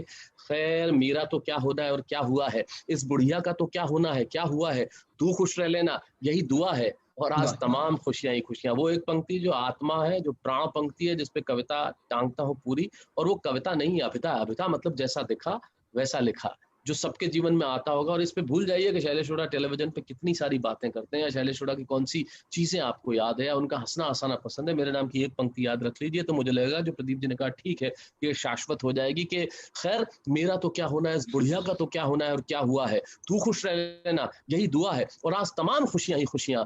गम ये नहीं है कि कोई ये सब खुशियां बांटने वाला होता, और कोई तो होता जो गलतियों पे डांटने वाला। और तू होती ना अंतिम पंक्तियां कि तू होती ना तो हाथ फेरती सर पर, हल्के से बाम लगाती, आवाजें दे देकर सुबह उठाती, दिवाली पे टीका लगा कर रुपए देती, और कहती बड़ों के पांव छूना आशीर्वाद मिलेगा, कपड़े मत फाड़ना अगला कपड़ा अगली दिवाली को सिलेगा, बहन को सताता तो तू चांटे मारती, बीमार पड़ता तो रो रो के नजरें उतारती, परीक्षा से आते ही खाना खिलाती, फिर पिता की डांट का डर दिखाती, पिता की डांट से तू ही बचाती, इसे नौकरी मिल जाए ये तरक्की करे दुआओं में हाथ उठाती, और तरक्की के लिए घर छोड़ देगा ये सुन के दरवाजे के पीछे चुपके चुपके आंसू बहाती। सब कुछ है माँ, सब कुछ, आज तरक्की की हर रेखा तेरे बेटों को छू के जाती है, और माँ हमें तेरी बहुत याद आती है। वाह, हमें तेरी बहुत याद, बहुत ही कोई शब्द नहीं हो बेहतरीन सकते, कोई शब्द नहीं हो सकते, इस कविता के लिए कोई शब्द हो ही नहीं सकते। बहुत धन्यवाद प्रदीप जी। एक छोटी सी चीज बताओ आपके लिए, जी मैं आपको खुश करने के लिए या ऑडियंस को खुश करने के लिए मैं नहीं कह रहा हूँ, तहे दिल से कह रहा हूँ, शायद हिंदुस्तान में दो ही ऐसी शख्सियत है जिनको न्यूली बॉर्न बेबी से लेके मेरे पापा की उम्र तक के लोग बिल्कुल दिल से चाहते हैं, वो तो या तो अमिताभ बच्चन है या शैलेश हुड्डा है, दो ही ये हुए हमारे हैं, तीसरा आज तक नहीं हुआ। नहीं, ये आप मुझे बिल्कुल, मैं आभारी हूँ, मेरे पास शब्द नहीं है इस मोहब्बत के लिए, स्नेह के लिए, प्यार के लिए। मैं आपको बता दूं, शैलेश जी आज भी कितने बड़े आयोजन में रहे हैं, भले अमेरिका रहे या इंग्लैंड रहे या इंडिया में रहे, रात को अगर 11 या 12 बजे और इनका कवि सम्मेलन समाप्त हो जाता है तो अपनी मम्मी जी को फोन किए बिना ये नहीं सोते हैं, मुझे इतना याद है। और मैं तो गवाह हूँ साहब, मैं वापस एक दोहराता हूँ क्योंकि दर्शक लेट जुड़े हैं कि आप सिरोही में पले बड़े, बालोतरा में जो डूंगरमल जी कोठारी का मकान है वहां पर आप रहते थे। समाज कल्याण परियोजना विभाग में श्याम सिंह जी लोढ़ा और जगदीश जी शर्मा मेरे मित्र है, ये दोनों रोज हमारी तीनों की मीटिंग हुआ करती थी, तो मैं इनके घर पे जाता था और मेरे बचपन में ये मेरी गोदी में खेले, इतना मुझे याद है। और आज गर्व होता है जब भी कोई कहते हैं कि शैलेश लोढ़ा जी तारक मेहता, मैंने तारक मेहता वालों को तो मैं नहीं जानता हूँ, शैलेश लोढ़ा जी जो मेरी गोदी में खेले हैं वो उनको मैं जानता हूँ। तो और जहां से लगाकर आज तक वही सादगी, वही आप समझ लो समर्पण। और आपको बता दूं, अभी मेरी पोती की शादी थी और पोती की शादी में इन्होंने लाख कोशिश की, मगर अब क्या है साधन नहीं मिलता, तो वो बात अलग है, क्योंकि जोधपुर के हवाई अड्डे की स्थिति भी ऐसी है तो छोटे से छोटे फंक्शन में आना, घर पर पधारना, ये इनमें विनम्रता आज भी बनी हुई है। मैं तारीफ करता हूँ, इनको नमन करता हूँ। मैं आपको एक बात बताऊं, घमंड करने के लिए मेरे पास कुछ भी नहीं है। जो कुछ है ईश्वर प्रदत्त है। आज जो प्रदीप जी ने और आप दोनों ने जो मेरी प्रशंसा में कहा, मैं यकीनन मैं बहुत बहुत आभारी हूँ। मैं थोड़ा सा भावुक व्यक्ति हूँ, मेरी पलकें भी भीग गई इस प्यार और स्नेह को देख के। मैं माँ सरस्वती का भक्त हूँ और मैं आपको चित्र बनाना जो बाला सती माता का मैं घुमाना चाहता हूँ। आपको ये बाला सती माता की तस्वीर आपको दिख रही है। मैं जोधपुर जब भी जाते हैं तो बाला सती जी के दर्शन करने जाते हैं और नाकोड़ा जी दर्शन करने जरूर जाते हैं। हाँ, इनका आशीर्वाद है सती माता का और माँ सरस्वती का। तो इसी वजह से मैं कुछ हूँ, जो कुछ है वो ईश्वर का ही है, मेरा क्या है। तब मैं एक कविता सुनाता हूँ जो इस आशावाद की कविता। स्वागत है साहब, स्वागत है। हमको याद रहना चाहिए कि वो जो रचता है विधि के विधान, वो जो रचता है विधि के विधान, वो जो करता है नक्षत्रों को गतिमान, वो जो संचालित करे रश्मि का रथ भी, वो जो तय करे ग्रहों का पथ भी, वो जो रचता है विधि के विधान, वो जो करता है इस युग को गतिमान, वो जो संचालित करे रश्मि का रथ भी, वो जो तय करे ग्रहों के पथ भी, वो जो धरती के कण कण में है, वो जो हमारे प्रण में है, वो जो धरा के कण कण में है, वो जो हमारे प्रण में है, वो जो पुष्प भी है, महक भी, वो जो स्मित भी है, चहक भी, वो जो बच्चों की तुतलाहट में है, वो जो निर्दोष खिलखिलाहट में है, वो जो जिसकी अनुकंपा से मनुष्य जीता है, वो जो इस जग का रचयिता है, वो जो हम सबका पालक है, जिसके हम सब बालक है, समय का हर क्षण जिसका लेख रहा है, वो विश्व का रखवाला ऊपर से सब देख रहा है। ऊपर से सब देख रहा है विपदा के उत्कर्ष को, हमारे संघर्ष को, आज की स्थिति देख रहा है, विपदा के उत्कर्ष को, उससे हमारे संघर्ष को देख रहा है, थमते हमको देख रहा है, हमारे प्रण और संयम को देख रहा है, पीड़ा का उन्नयन भी देख रहा है, हमारे सजल नयन भी, वही करुणा का सागर दया निधान है। और हम जानते हैं प्रभु ये पूरे विश्व का इम्तिहान है, और हम जानते हैं प्रभु ये पूरे विश्व का इम्तिहान है, और हमें विश्वास है कि हम दूर करेंगे बाधाओं को, और तुम निराश नहीं करोगे अपनी ही रचनाओं को, तुम सदा दया के अभिलेख रहे हो, हम निश्चिंत है प्रभु, तुम ऊपर से सब देख रहे हो। मतलब आपकी पंक्तियां तो क्या कहें कि मिस करते हैं वगैरह वगैरह, लोगों की इतनी डिमांड है। और मैंने कहा शैलेश जी, प्रदीप जी ने कह रखा है कि शैलेश जी जब तक आपका मन कहे तब तक आप सुनाए, हमारे पास में टाइम वाली कोई बात ही नहीं है, जब भी आपका जैसा मन करे, क्योंकि आप पर कोई। प्रदीप जी कुछ कहें आप। प्रदीप, मैं तो बस एक ही रिक्वेस्ट करूंगा कि भाई सीधी सी बात है कि शैलेश साहब को जितना सुनो उतना कम है, और श्रोताओं का और मेरा और गणपत साहब का मन तो भरा नहीं है, निश्चित रूप से नहीं भरा है। कोई एक अब जाते जाते शैलेश साहब सबको हंसाने की कोई बढ़िया सी चीज सुना के जाओ, हंसाने की, वो जोधपुरी भाषा में, जोधपुरी स्टाइल में आइए, आपके तरीके से, सॉरी आपके तरीके से। मैं परफेक्ट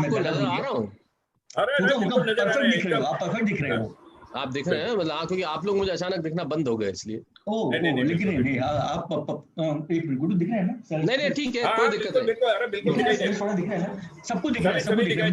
जी चलिए, मैंने कहा मैं मिस्टर इंडिया तो नहीं हो गया एकदम। नहीं बोल रहे हैं, दिख नहीं रहे हैं। हाँ एकदम अचानक ऐसा तो नहीं हो गया, मतलब नहीं आप दिख रहे हैं, बराबर दिख रहे हैं, प्लीज। हाँ ठीक है सर, चलिए, नजर आ रहा है ना? बिल्कुल आ रहा है। हाँ, बीच में जरूर है, जो बीननी आई थी ना, बीननी आई थी तब थोड़ा आप विचलित हुए थे। आप कटे देख रहे हो गणपत साहब।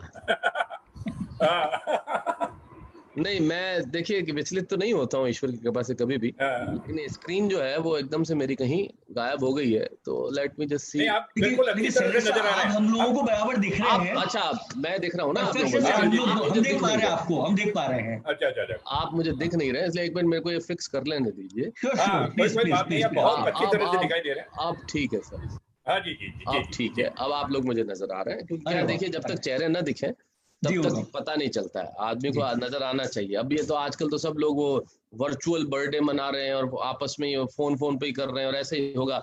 अब मेरे को तो ये चीजें समझ में आती नहीं साहब। मैं, आप जानते हैं, व्हाट्सएप इस्तेमाल नहीं करता। पहली बार तो लाइफ में मैं कल इंस्टाग्राम पे इसलिए गया क्योंकि मेरे वो मैनेजर ने मुझे कहा कि साहब नकली पेज आपके नाम के इतने बन गए, लाखों लोग उस पे, तो अपना बताओ तो सही असली ये है, तो इसलिए तो मेरे को आना पड़ा। बाकी तो मुझे देखिए, जब तक आप में ये एक अपनापन का टच नहीं हो तो मजा ही नहीं आता। आजकल लोग शादी के भी लोग व्हाट्सएप पे मैसेज भेज देते हैं। तो जोधपुर में गए एक आदमी व्हाट्सएप माते मैसेज भेज दियो क्या शादी है आप हजार, जो कार्ड पहले तो घर जाते थे, कार्ड आमंत्रित करते थे, तो हमारे एक मित्र को उसने व्हाट्सएप पे मैसेज भेज दिया, तो वो भी व्हाट्सएप माते 500 एग्री फोटो खींचने भेज दी। और क्या करे साहब, ठीक है ना। देखिए, हंसने हंसाने की बात तो हम रोज करते हैं प्रदीप साहब, मैं आपका आग्रह बना नहीं करूंगा, लेकिन देखिए, या तो मैं दो चीजें कर सकता हूँ जी। हंसा तो सकता ही हूँ मैं, मेरा ये तो काम ही है, कोई दिक्कत ही नहीं है। वरना मैं एक ऐसी चीज करने जाता हूँ जो आप अदरवाइज नहीं करूंगा। इस लॉकडाउन की पीरियड की जो मैंने जो सबसे अच्छी कविता लिखी, मैं चाहता हूँ कार्यक्रम तो उससे करूँ मैं। स्वागत, प्लीज प्लीज ठीक है प्लीज, ना? स्वागत तो मैं उससे स्वागत सुनाता हूँ। स्वागत। क्या कहते हैं जी। गणपत से, क्या कहते हैं गणपत साहब की आवाज नहीं आ रही है, इसलिए मेरे को अगर, और सबसे बड़े ये गणपत इतना साहब, इतना अनौपचारिक, हाँ, बिल्कुल बिल्कुल बिल्कुल स्वागत है साहब, आपका स्वागत है बिल्कुल एकदम। हाँ तो अब ये जो है आज के कार्यक्रम की, आप यकीन मानिए ये पीछे के जो 10 मिनट है 15 मिनट है जितने भी लगे मुझे नहीं मालूम, जी जी, लेकिन इस कविता को मैं इसलिए सुनाना चाहता हूँ कि ये हम तो कविता, बिल्कुल फुर्सत में हैं। आप समझिए कि ये कविता इस लॉकडाउन पीरियड का मेरा हासिल है, जो मुझे लगा कि एक इंसान को इस तरीके से अब सोचना चाहिए। जी, ये कविता एक संदेश की कविता है, ये कविता भाषण नहीं है, ये कविता प्रीचिंग नहीं है, ये कविता उपदेश नहीं है, लेकिन संदेश है। उपदेश और संदेश में बहुत बड़ा फर्क है। ये कविता आप समझिए, मैं अपने आप से भी मुखातिब हूँ, मैं खुद से भी कह रहा हूँ और आप लोगों से भी कह रहा हूँ। जो आप लोगों ने इन दिनों महसूस किया है, जो आपने एक्सपीरियंस किया है, ये उसकी कविता है। तो जीतो सूरज को मैं बहुत बहुत धन्यवाद देना चाहता हूँ कि आपने इस तरीके से मुझे जोड़ा और आपने इस कार्यक्रम करने के लिए मुझे बुलाया। और बहुत बहुत धन्यवाद प्रदीप जी आपके इस इनिशिएटिव का। और गणपत जी, आप तो खैर आपके लिए शब्द नहीं, आप हमेशा ही जिस तरीके से, जिस अंदाज से काम करते हैं और बिना किसी स्वार्थ के करते हैं, और प्रदीप जी आपके कमिटमेंट का कोई जवाब नहीं। तो इन दोनों ने जो मिलके जो ये कार्यक्रम किया है, मैं जितने लोग हैं देख रहे हैं उनको धन्यवाद देता हूँ। और आज के कार्यक्रम की ये कविता सुनाना चाहता हूँ। यकीन मानिए ये मुझे बहुत अच्छी लगी, आप लोगों को अच्छी लगे। आज के कार्यक्रम को हम देखो अंत नहीं कर रहे हैं, स्थगित कर रहे हैं। हम फिर मिलेंगे, अभी हो सकता है 4 दिन बाद प्रदीप जी कहेगा आज तो अपन बैठ के सिर्फ खाली मारवाड़ी सुनेंगे, तो उस दिन मारवाड़ी कर लेंगे अपना क्या। बिल्कुल, तो अपन कोई दिक्कत है इसको नहीं, बिल्कुल साहब, बिल्कुल होगा, बिल्कुल है ना? बात तो कोई प्रॉब्लम है इसको नहीं। अपन तो मारवाड़ी लोग क्या गणपत साहब अकाउंट नंबर आपने नहीं आप भी मारवाड़ी तो एक बात बताओ, अकाउंट नंबर आपने नहीं है नहीं आज भी शैलेश साहब बात करूँ ना तो पूरी मारवाड़ी में बात करी, कभी भी हिंदी में बात नहीं करो, बिल्कुल मारवाड़ी में बात करते। तो आदमी को अपनी भाषा तो बोलनी चाहिए, इसमें कोई दिक्कत है ही नहीं। तो मैं देखिए हिंदी की गोद में पला बड़ा हूँ और मारवाड़ी तो माँ है ही है, तो हम लोग तो हिंदी और मारवाड़ी में 2 का पुत्र हूँ, तो मेरे लिए बहुत बड़ी खुशी की बात है। और गुजराती के इतने बड़े जो किरदार है उनको मैं निभा रहा हूँ, तो इतनी सारी भाषाओं का प्यार मुझे मिल रहा है, इससे बेहतर क्या हो सकता है। तो ये कविता आपको सुनाना चाहता हूँ, सुनिए साहब जी। आप, और जिसको मंच पे आगे जिस दिन सूरत में सुनाऊंगा तब अलग अंदाज में सुनाऊंगा। आज पहली बार इस कविता को आप समझिए, पहली बार लिखने के बाद प्रथम बार सुना रहा हूँ। वाह वाह वाह, स्वागत स्वागत। कि जब भी कहो यार कि मरने की भी फुर्सत नहीं। देखिए क्या है, इस कविता की भूमिका सिर्फ इतनी सी है कि ये दिन हमेशा तो ऐसे नहीं रहेंगे ना, दिन तो बीतेंगे जी, अच्छे दिन वापस लौट के तो आएंगे ना। दुनिया सामान्य तो होगी, आज हो सकता है समय लगे, 2 महीने में नहीं, 4 महीने में हो, 4 में नहीं, 6 में हो, लेकिन दुनिया वापस सामान्य तो होगी, निकलेंगे तो सही हम लोग। और जब ये कविता उन दिनों की है कि जब हम लोग सामान्य हो जाएं, ये तब की कविता है। आप ये अभी कल्पना कीजिए, ये कल्पना कीजिए कि सामान्य हो जाएंगे, ये उन दिनों की कविता है कि जब सब कुछ सामान्य हो जाएगा। वरना अभी स्थिति ऐसी हो गई है कि वो मास्क वास्क लगा के नीचे सब्जी लेने जाते हैं, तो मेरा एक दोस्त भी पिटते पिटते बचा। 2 दिन पहले सब्जी लेने गया नीचे, तो सब वो अपने सोसाइटी की महिलाएं भी खड़ी थी, तो और क्या ले रहे हो, मतलब पास वाली को बार बार पूछे आप क्या ले रहे हो मैं तो है ना हमारे तो आलू ले, आप क्या ले रहे हो ये बताओ। 3 बार पूछ लिया, फिर उसने मास्क उतार के कहा घरे चालने बताओ, मैं कल खुद ही लुगाई नहीं पहचान रही है।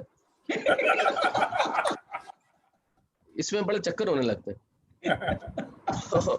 खैर ये तो आस की बात है, लेकिन ये कविता उन दिनों की है जब सब कुछ ठीक हो जाएगा। और मुझे जैसा मैंने आपको कहा कि वो विश्व का रखवाला ऊपर से सब देख रहा, अंततः सब कुछ ठीक होगा ही। आज सड़कें सूनी है, लेकिन कल फिर से इन सड़कों पर रेलम पेल होगी। आज हम घरों में कैद हैं, लेकिन फिर कल बाहर निकलेंगे। आज लोगों के आंखों में आंसू है, लेकिन फिर चेहरों पे तबस्सुम होगा, खुशी होगी, सब कुछ ठीक होगा। लेकिन जब सब ठीक हो जाएगा तब इस कविता को याद करना जो मैं कह रहा हूँ कि जब भी अब ये कहो यार कि मरने की भी फुर्सत नहीं, मुझे तो घर में रहने की आदत ही नहीं। अब जब शैलेश आपकी आवाज जो जाम हो गई, वापस से स्क्रीन फिक्स हो गई, थोड़ा सा ठहराव आया है। हाँ जी जी, चलो हो गया। देखिए टेक्निकल चीजें जो है मेरे हाथ में है नहीं। जी जी, वी अंडरस्टैंड, यस यस। कई बार ये जो इंटरनेट कनेक्शन है वो अनस्टेबल हो जाता है। जी सर। लेकिन I think now you can see me and here बिल्कुल मी। परफेक्ट, एकदम परफेक्ट। ऑलराइट, तो आपने सुना कि जब दुनिया ठीक हो जाएगी, ये उन दिनों की कविता, जब दुनिया सब ठीक हो जाएगी तब इस कविता को याद कर लेना जो मैं कहने जा रहा हूँ। कि जब भी कहो यार कि मुझे तो मरने की भी फुर्सत नहीं, मुझे तो घर में रहने की आदत ही नहीं। जब दुनिया ठीक हो जाएगी, जब भी ये कहो कि मुझे तो मरने की भी फुर्सत नहीं, मुझे तो घर में रहने की आदत ही नहीं। वो ऑफिस में कितना काम है यार, हमारे नसीब में कहाँ आराम है। पता है सर पे कितनी जिम्मेदारी है, हर रोज कितनी मीटिंग्स की तैयारी है। आई कांट वेट भाई, मुझे जाना है। अरे काय का संडे, मुझे प्रेजेंटेशन बनाना है। जब भी ये कहो, हाँ जब भी ये कहो कि मरने, ये हम रोज बोलते हैं ना यार मरने की फुर्सत नहीं है यार, राइट। तो अब आपको क्या कहना चाह रहा हूँ कि जब भी ये कहो कि यार मुझे मरने की भी फुर्सत नहीं, मुझे तो घर में रहने की आदत ही नहीं, वो ऑफिस में कितना काम है, हमारे नसीब में कहाँ आराम है। पता है सिर पे कितनी जिम्मेदारी है, हर रोज कितनी मीटिंग्स की तैयारी है। आई कांट वेट यार, मुझे जाना है। काय का संडे, मुझे प्रेजेंटेशन बनाना है। हाँ छोटू को कहना कि मुझे एग्जैक्ट 6 बजे नींद से जगाए, मैं एक दिन लेट हो जाऊं ना तो हंगामा हो जाए। मेरे लिए तो सूरज कभी उगता ही नहीं है, और मैं ऑफिस में जाऊं तो काम चलता ही नहीं। ये जब सब कहो, ये सारी चीजें कहो, तब गर्व से फूलना मत और इन दिनों को भूलना मत। ये सारी चीजें जब कहो, ये सारी चीजें हमारी आदत है ना, हम कहते हैं कि हम ये कहते हैं जब भी कहो यार कि मुझे तो फुर्सत भी नहीं, मुझे तो मरने की आदत, मुझे तो घर में मरने की भी फुर्सत नहीं, मुझे तो घर में रहने की आदत नहीं, ऑफिस में कितना काम है। अरे हमारे नसीब में काय का आराम है, पता है सर पे कितनी जिम्मेदारी है। अरे यार हर रोज कितनी मीटिंग्स की तैयारी। आई कांट वेट भाई, मुझे जाना है, मैं नहीं वेट। काय का संडे, मुझे प्रेजेंटेशन बनाना है। छोटू को कहना है मुझे 6 बजे एग्जैक्ट उठाए, एक दिन लेट हो जाऊं तो काम नहीं, तो हंगामा हो जाए। मेरे लिए तो सूरज कभी उगता ही नहीं है, मेरे बिना ऑफिस में काम चलता ही नहीं है। जब जब जब सब ये कहो, तब गर्व से फूलना मत और इन दिनों को भूलना मत। हाँ इन दिनों को भूलना मत। जब ये कहो कि बाय गॉड हम तो हर समर में यूरोप चले जाते हैं, इन दिनों को भूलना मत। जब ये कहो कि हम तो हर समर में यूरोप चले जाते हैं, हर साल एक नई कार उठाते हैं, वी तो जस्ट ईट ऑर्गेनिक फूड। इन दिनों को भूलना मत। जब ये कहो कि हम तो हर साल यूरोप चले जाते हैं, हर साल एक नई कार उठाते हैं, वी तो जस्ट ऑर्गेनिक फूड। अब मैं जाए बिना तो बनता ही नहीं है मूड। मुझे तो ये भी पता नहीं है यार कि मेरे किचन में शक्कर कहाँ पड़ी रहती है। इन दिनों को भूलना मत। जब ये कहो कि हम तो हर समर में यूरोप चले जाते हैं, हमारे हर साल एक नई कार उठाते हैं, वी तो just eat organic food. Pub में जाए बिना तो बनता ही नहीं है मूड। मुझे तो ये भी पता नहीं है किचन में शक्कर कहाँ पड़ी रहती है। हर दिन मेरे हाथ में नई घड़ी रहती है। तब याद कर लेना कि हर लम्हा जम गया था और वक्त बताना क्या, वक्त ही बिल्कुल थम गया था। तब याद कर लेना कि हर लम्हा बिल्कुल जम गया था और वक्त बताना क्या, वक्त ही बिल्कुल थम गया था। इसलिए उस वक्त घमंड में फूलना मत और इन दिनों को भूलना मत। इन दिनों को भूलना मत। जब ये कहो कि मेरे पास इतने कोट हैं कि एक का नंबर तो महीनों बाद आता है और हर महीने क्रेडिट कार्ड का लाखों का बिल आता है, इन दिनों को भूलना मत। जब ये कहो कि मेरे पास तो इतने कोट हैं कि एक का नंबर महीनों बार आता है और हर महीने क्रेडिट कार्ड का लाखों का बिल आता है, तब याद कर लेना कि तुम क्रेडिट कार्ड यूज करने के लिए तरस गए थे। कपड़े यूं लगने लगे थे कि इनको बने तो बरस गए थे। तब याद कर लेना कि क्रेडिट कार्ड यूज करने को तरस गए थे, कपड़े यूं लगने लगे थे कि इनको तो यूज करने के लिए, इनको बने तो बरस गए थे। सारे कपड़े फिजूल है, ये समझ आया है। एक पजामे में जिंदगी निकाली जा सकती है, ये इस वक्त ने समझा है। बहुत बढ़िया, बहुत बढ़िया। सारे कपड़े फिजूल हैं, ये समझ में आया है। और एक पजामे में जिंदगी निकाली जा सकती है, ये वक्त ने समझाया है। इसलिए ये सब सोचते वक्त घमंड के झूले में झूलना मत और इन दिनों को भूलना मत। जब ये कहो कि वो मेरा असिस्टेंट है, मैं उससे हाथ क्यों मिलाऊं। जब ये कहो कि वो मेरा असिस्टेंट है, मैं इससे, ये लॉकडाउन के पहले हम सब ऐसा रोज बोलते थे, मैं आपको याद दिला रहा हूं कि हमें अब क्या नहीं करना है।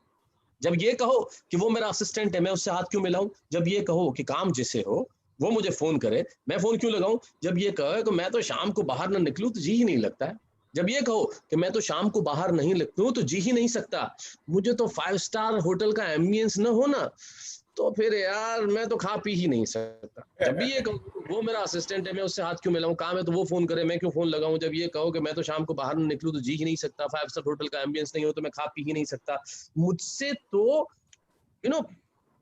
दोपहर में लेटा ही नहीं जाता और इंपोर्टेड गाड़ी ना हो तो मुझसे बैठा ही नहीं जाता। मुझसे तो दोपहर में लेटा ही नहीं जाता, इंपोर्टेड गाड़ी ना हो तो मुझसे बैठा ही नहीं जाता, दोपहर में लेटा ही नहीं जाता। जब ये कहो कि मैं तो इतनी फ्लाइट्स में उड़ता हूँ कि एयरपोर्ट मेरा दूसरा घर है।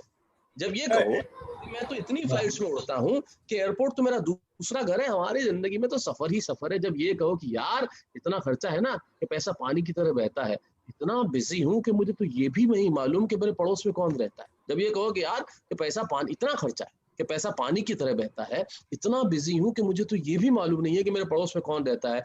पर क्या करें, जरूरी है, पैसा कमाना क्राइम तो नहीं है, सच मजबूरी है, सब कुछ है जिंदगी में, बस टाइम नहीं है। क्या करें, मजबूरी है, पैसा कमाना कोई क्राइम नहीं है, सब कुछ है जिंदगी में, बस टाइम नहीं है। जब सब ये कहो तो फिर घमंड के झूले में झूलना मत, और इन दिनों को भूलना मत इन दिनों को, कि इसमें क्या खोया है और क्या पाया है। इन दिनों ने क्या सिखाया है इन दिनों ने कि जेब में करोड़ों हैं पर काम नहीं आते। सिखाया इन दिनों ने कि जेब में करोड़ों हैं पर काम नहीं आते। जब तक ऊपर वाला न चाहे कोई परिणाम नहीं आते। जब तक ऊपर वाला न चाहे कोई परिणाम नहीं आते। 10 कमरे भी हो ना बंगले में, हम कहीं जा नहीं पाते। सिखाया इन दिनों ने कि 10 कमरे भी हो ना बंगले में तो हम कहीं जा नहीं पाते हैं, और हवा में उड़ने वाले भी जमीन पर आते हैं। सिखाया इन दिनों ने कि 10 कमरे हो ना बंगले में तो हम कहीं जा नहीं पाते हैं, और हवा में उड़ने वाले भी जमीन पे आते हैं। सिखाया है कि कपड़े जरूरी नहीं, जरूरी बदन है। सिखाया है कि कपड़े जरूरी नहीं, जरूरी बदन है। व्यंजन और पकवान जरूरी नहीं, जरूरी सिर्फ भोजन है। और धन जरूरी नहीं, जरूरी जीवन है। सफर जरूरी नहीं, जरूरी घर है। और जिसे पड़ोस में रहना ही नहीं, सिर्फ पड़ोस में रहना ही नहीं, जरूरी व्यवहार है। कपड़े जरूरी नहीं, जरूरी बदन है। व्यंजन जरूरी नहीं, जरूरी भोजन है। धन जरूरी नहीं, जरूरी जीवन है। सफर जरूरी नहीं, जरूरी घर है। सिर्फ पड़ोस में रहना ही नहीं, जरूरी व्यवहार है। नौकरी जरूरी है पर सबसे जरूरी परिवार है। नौकरी जरूरी है पर सबसे जरूरी परिवार है। जरूरी है कि सफलता पाओ और खुद को भगवान न समझो। सिखाया इन दिनों ने कि जरूरी है सफलता पाओ पर खुद को भगवान न समझो। अरे अब तो इंसान को इंसान समझो। उससे नहीं मिलूंगा, उससे बात नहीं करूंगा, वो मुझसे जूनियर है, वो क्या समझता है। उससे नहीं मिलूंगा, उससे बात नहीं करूंगा, वो मुझसे जूनियर है, वो क्या समझता है। मेरी क्वालिफिकेशन के आगे वो जीरो है, वो क्या चीज है, वो क्या हीरो है। अरे वो मुझे जानता नहीं है, मैं क्या कर सकता हूँ। मेरी पहुंच बहुत भारी है, अरे मंत्रियों से मेरी यारी है, मेरे कॉन्टेक्ट बहुत स्ट्रांग है, अरे मेरे दोस्तों की लिस्ट बहुत लॉन्ग है। उससे बात नहीं करूंगा, वो मुझसे जूनियर है, वो क्या समझता है। वो मेरी क्वालिफिकेशन के आगे जीरो है, वो क्या चीज है, वो क्या हीरो है। अरे वो मुझे जानता नहीं है, मैं क्या कर सकता हूँ। मेरी पहुंच बहुत भारी है, मंत्रियों से मेरी यारी है, मेरे कॉन्टेक्ट बहुत स्ट्रांग है, दोस्तों की लिस्ट बहुत लॉन्ग है। IAS IPS पुलिस वाले मेरे घर आते हैं, अरे बड़े बड़े लोग मुझे बुलाते हैं। सब कुछ तो है मेरे पास, उसके पास क्या है, nothing. I can do everything. सब कुछ तो है मेरे पास, उसके पास क्या है, nothing. I can do everything. जब भी ये सब बोलो, अहंकार में मुंह खोलो, तब स्मृतियों की झोली भर लेना और इन दिनों को याद कर लेना। और इन दिनों को याद करके अपने घमंड और अहंकार को कबूलना मत। इन दिनों को भूलना मत। याद कर लेना कि उस ऊपर वाले से बड़ा कोई नाथ नहीं है, और तुम्हारी और मेरी कोई औकात नहीं है। उस ऊपर वाले से बड़ा कोई नाथ नहीं है, तुम्हारी और मेरी कोई औकात नहीं है। हमारा अहंकार बढ़ा तो उसने इशारे से टोक दिया, हमारा अहंकार बढ़ा तो उसने इशारे से टोक दिया, एक जुम्बिश से इस दुनिया को रोक दिया। इसलिए जब भी घमंड, अहंकार, दर्प, ईर्ष्या और अभिमान, तब याद कर लेना श्रीमान कि हमें गर्व से फूलना नहीं है, और किसी भी हालत में इन दिनों को भूलना नहीं है। वाह वाह वाह, क्या बात, इन दिनों को भूलना नहीं। मुझे लगता है आज के कार्यक्रम का अंत में इससे बेहतर नहीं कर सकता। बिल्कुल मतलब आप सब सामाजिक विषय पे कविता और ताजा विषय पे कविताएं इन दिनों में देखो। आप कभी भी हम लोग लाइव भी देखते हैं, इस तरह की जो करते हुए पूरी की पूरी कविताएं इसी पे फोकस रही लॉकडाउन पे। ये बहुत बड़ी बात है। प्रदीप जी कुछ कहिए आप। बहुत बढ़िया शैलेश सर, तहे दिल से धन्यवाद देता हूँ आपको। प्रदीप जी धन्यवाद आपको कि आपने मेरे इस रूप को आज देखा। और भगवान करे आपको उन्नति करें और इसी तरह से समाज का आप गौरव बढ़ाते जाएं और खूब आपको बरकत दे, ईश्वर बरकत आपको। थैंक यू, शुक्रिया प्रदीप जी, गणपत जी, बहुत बहुत धन्यवाद। सूरत के सभी मेरे दोस्त। आपको बता दूं, मैं आपको बता, आवाज आ रही मेरी? जी आ रही है। हाँ, मैं आपको बता दूं, अभी हमारी सारी पीढ़ी देख रही है। मेरा दुबई से मेरा लड़का राज देख रहा है। अभी ये जो नवविवाहिता हमारी जो शिवानी है, जो बड़ौदा से देख रही है, भावना बेंगलोर से देख रही है, मेरा पुत्र जो अहमदाबाद से देख रहा है। तो प्रदीप जी का तो पूरा परिवार यहीं बैठा है। मतलब आप मतलब पापा जी है, मम्मी जी है वगैरह, और इनकी मम्मी जी की जो जागरूकता है ना शैलेश, कभी आप मिलोगे तो लगेगा उम्र उन पर कोई सवार ही नहीं हुई उम्र। और आज इनके पिताश्री जींस में रहते हैं, टी शर्ट में रहते हैं, और आपको बता दूं वो कह रहा है कि ये आप बुजुर्ग तो मानो ही मत किसी को। मैं उनको जानता हूँ, मैं मिल चुका हूँ बहुत। मेरी मम्मी उन्हें भाई साहब कहती हैं। बिल्कुल आनंद भाई साहब, वो बिल्कुल सिरोही से है। तो ये रिश्ता जो है बड़ा प्रगाढ़ है। तो आप मेरे उस जमाने के साथी हैं जब मैं बिल्कुल छोटा सा था। तो बहुत बहुत धन्यवाद कि आपने, और आपने मेरे इस रूप को जगाने के लिए आपका धन्यवाद कि आपने एक नए शैलेश को आज देखा, एक नए अंदाज में। और मुझे मैं तो धन्यवाद प्रदीप जी को दूंगा। प्रदीप जी इतने मक्कम रहे, 17 तारीख का कार्यक्रम जब स्थगित हुआ, दूसरा रहता तो वो कहते जाने दीजिए, ये टेक्निकल प्रॉब्लम आगे भी आएगी, तो इन्होंने कहा नहीं, बड़ा जोर शोर से ये कार्यक्रम करेंगे। और देखो एक बात बताओ, इनके नेतृत्व में आज जो सूरत की शाखा ने जो विकास किया था, वो कोई हिसाब ही नहीं है। मैं आपको बता दूं, इस कमिटमेंट के लिए मैं सिर्फ एक चीज कहूंगा। एक आदमी था जो एक पहाड़ी पे चढ़ना चाहता था, रोज उसके सामने आता चला जाता, सामने आता चला जाता, सामने आता चला जाता, एक दिन चढ़ गया पूरा। किसी ने कहा रोज आके तुम क्या करते हो यहाँ के? कुछ नहीं, मैं सिर्फ पहाड़ी को रोज ये कहने के लिए आता था कि तुझे जितना बढ़ना था तू बढ़ चुका, अब बारी मेरी। तो मुसीबत को जितना बढ़ना था बढ़ ली, बारी तो इंसान की है, इंसान उसको कभी ना कभी तो जीतेगा। तो ये कमिटमेंट रखना चाहिए कि हम सारी मुसीबत से लड़के भी बाहर निकलेंगे। हमको एक तकनीकी खराबी आई, उसकी वजह से हम नहीं कर पाए, तो क्या हुआ, हमने आज कर दिखाया। हमने मतलब आप लोगों ने आज कर दिखाया, मैं तो सिर्फ एक कलाकार मात्र हूँ, लेकिन आप लोगों ने अपना संयम रखा, धैर्य रखा, प्रण रखा, प्रतिबद्धता रखी, और ये तमाम चीजें रख के आप लोग अपने साथी सदस्यों के लिए और अपनी ऑडियंस के लिए आप बिल्कुल ईमानदार रहे कि हमें मुझसे आपको मिलवाना ही है, आप मिलवा पाए। और मैं इस वादे के साथ कहता हूँ कि जिस दिन भी दिन सामान्य हुआ, मैं सबसे पहले सूरत आगे कार्यक्रम करूंगा, ये मेरा वादा है। Thank you very much, thanks to everybody, शुक्रिया शुक्रिया शुक्रिया, thanks to all of you everybody, thank you, बहुत बहुत धन्यवाद, बहुत बहुत धन्यवाद, थैंक यू।